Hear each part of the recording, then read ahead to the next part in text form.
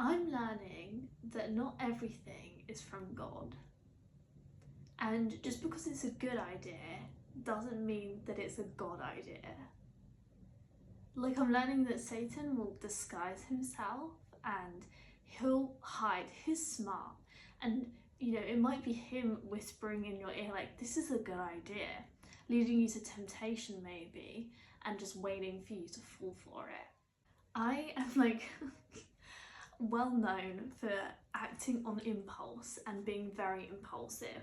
You can't see the amount of tattoos that I have on my body, but out of all of them, I think maybe I've only got 2 that I've actually booked in advance and planned.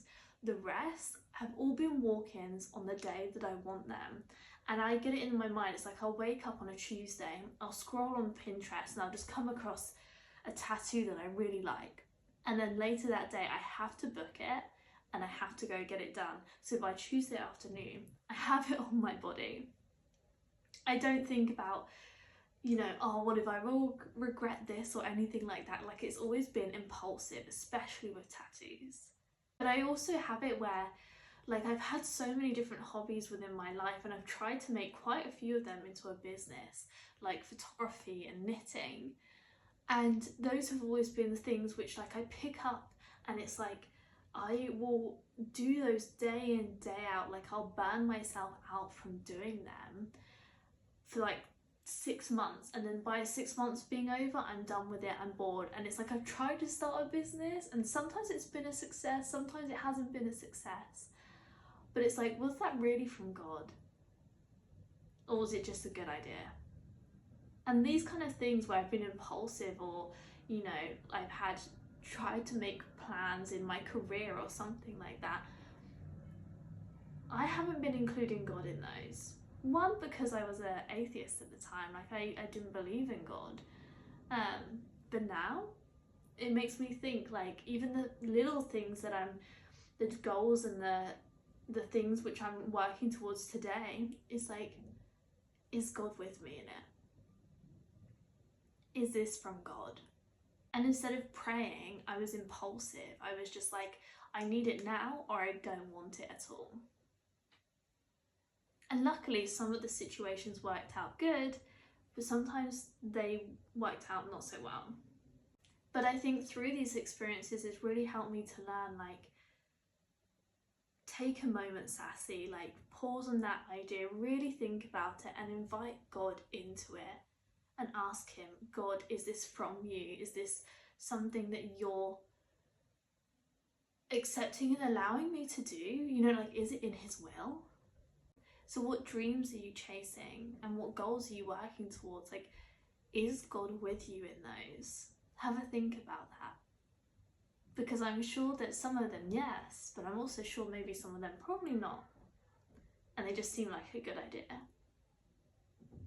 And we live in this world today where it is all about your image, like how you look to people, your status, your money, your success, your goals, your dreams, all of those things. And so it's so easy for us to get caught up in those and not be thinking about, is it from God? Am I doing the right thing that he wants me to do? Which leads me into today's verse of the day, which is from Exodus chapter 33, verse 15. And he said to him, if your presence will not go with me, do not bring us up from here. And this was Moses talking to the Lord after he came down from Mount Sinai and seeing that all of the Israelites were worshipping this false idol, which was the golden calf. Moses was angry. He was annoyed that the Israelites were worshipping this false god. He's declaring, if you're not going to be that God, I don't want to be that either. He's saying, like, God, your presence means so much to me that, like, where you go, I go. God's presence was far more important to Moses than the promised land was. Without the journey, without God being on that journey, it meant nothing to him. He was like, God, you have to be there. I only want it if you're there. So have a think, like, are you chasing a dream or are you chasing his presence? Is God involved in your dream? And is it something that is aligned with God for you? Now I know, like I've learned that, or am still learning, that God's presence isn't an option, it's something that I need, something that we need, because it brings us such peace and clarity and conviction.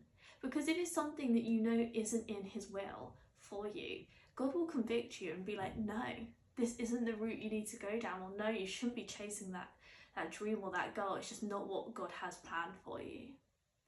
But then if it's right, He'll bring you the peace and the clarity to be able to like do it and achieve it, or, you know, make your dream come true. So think, before like you jump into something, how can you sit and ask God, you know, will you be there with me, God? Will you guide me along the way? Because if you're not going to be there, then I don't want to be there either. Amen.